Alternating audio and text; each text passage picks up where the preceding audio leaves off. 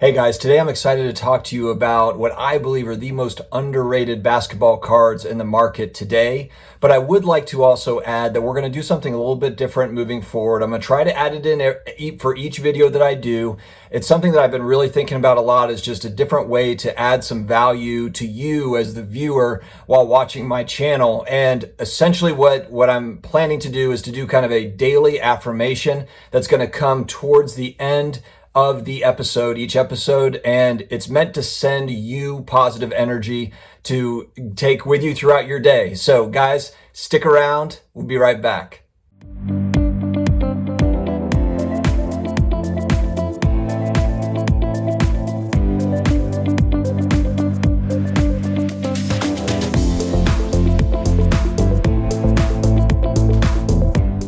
All right, guys, if you have been following my channel, you know that I'm big into 80s basketball cards. I think that there is some value there. I could be totally wrong.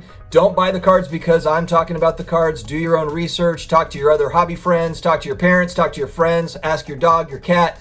Get all the information before you make any purchases.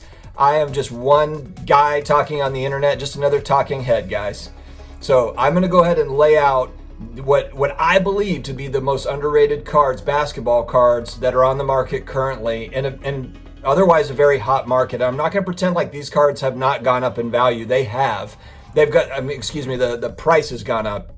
Prices on a lot of this stuff has been going up over the last 12 months, but I still like these. I like these cards. I will go ahead and explain. But first, please subscribe, hit the notification bell, karate chop the like button. Don't kick it though. I don't want you to break your laptop or phone or whatever, but you get the point. I need your help to grow this community, and we are growing every day. We crossed over 7,000 subscribers, and we are going to continue on. The train is going to keep on going down the tracks. All right, so here it is. The most underrated basketball cards in the market, in my opinion, are 1986 to 1988 Fleer stickers. Stickers. Each set has 11 cards, 86, 87, and 88.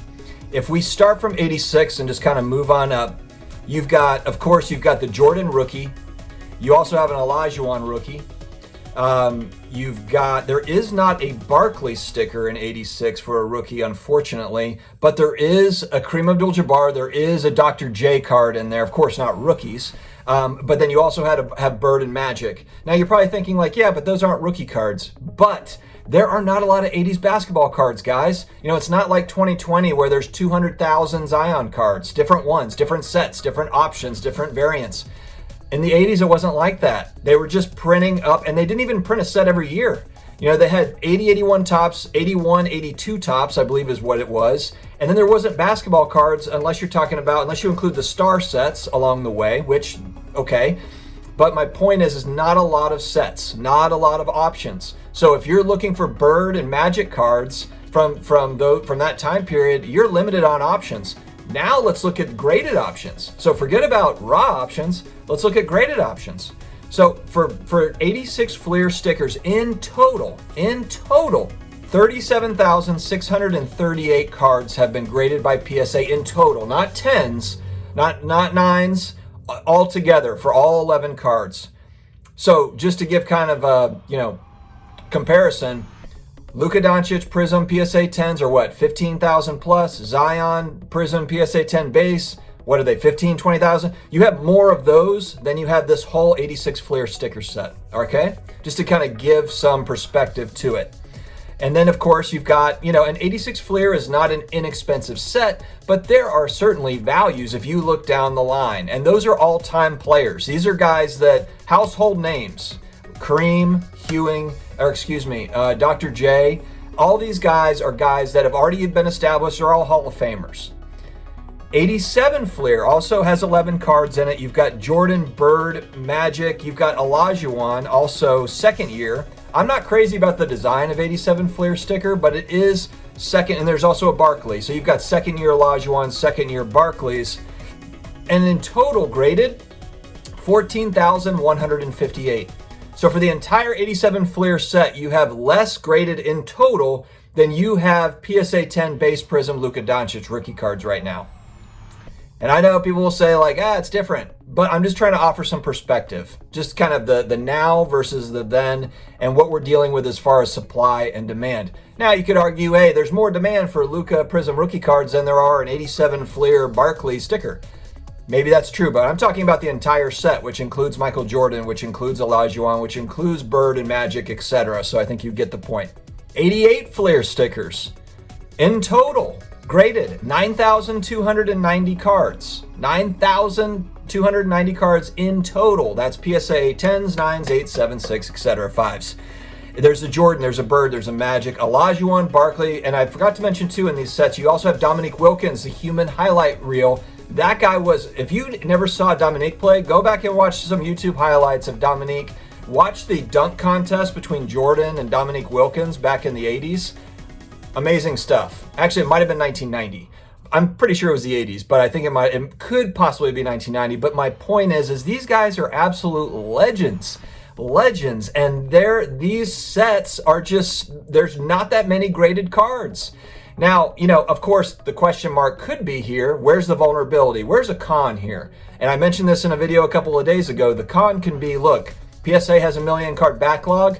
Maybe there's a lot of these cards in there. Maybe that's the case. It could be. It certainly could. Maybe all those cards come back from PSA and now all of a sudden there's double or triple graded what there was previously, and maybe that has an impact on pricing. So that is a vulnerability. I want to make sure I throw out a con there, but you could also throw that con out for any sports card on the market currently, especially the modern, ultra modern cards.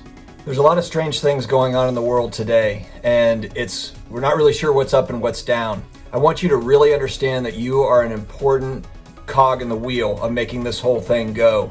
I know that sometimes it can be difficult. We face rejection on a daily basis. I come from a sales background, so for a lot of years, my job was to face rejection and just continuously face it and get hit, knocked in the face throughout the day and learn from it, improve from it. And that's how I would get better at my job. And I think that it builds mental fortitude. And I do believe that, a lot of people are going through a lot of really tough things and are being forced to find strength in an otherwise just kind of a strange world. If we're using a sports analogy or a reference, Michael Jordan didn't start winning championships until he was 27, 28 years old. He had already been in the league for 5, 6 years, maybe 7 years.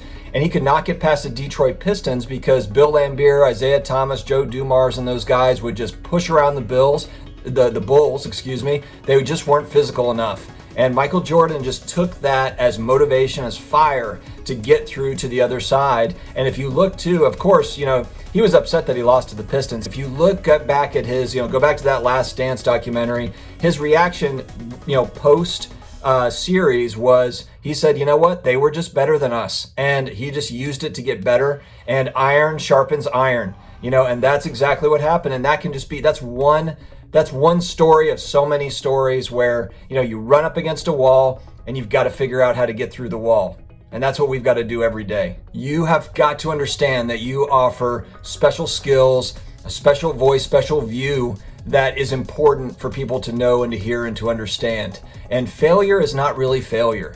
Failure is really winning. It doesn't make sense, but if you turn it on its head, if you understand that failure and rejection is really the key to victory in really every circumstance, because we have got to run into a wall, fall flat on our face, in many ways, struggle to learn and grow from it and become better.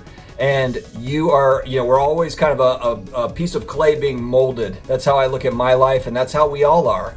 And you're getting better every single day as you kind of push through these things. So instead of kind of just talking at you, I'm talking with you here now. I want you to understand that you are appreciated. I appreciate you here, and the world needs you and needs your perspective and what you bring to the table. So guys, let me know what you think about these cards. I hope that if the affirmation, the positive energy helps one person that watched this video, then it was completely worth it. I will try to do that for each video moving forward, just to offer some positivity to you. I usually release my videos at about 8:30 in the morning Eastern time. So hopefully you're waking up, you're getting your coffee or tea or whatever, you watch it and it sends you off, hopefully, with some positive energy. And like I said, I want this channel to be more than just a personal finance, collectibles, channel. I want to impact lives. I've gotten a lot of feedback where people say, thank you. I've had a rough, go of it in 2020, and this was kind of a bright spot, just watching, me being goofy on a camera. And I really appreciate that. That's what I want this channel to be about, not just, one thing. I want it to be, kind of a multi-dimensional deal. And so if this does help, please, tell others and spread the word. I appreciate you. Have a great day.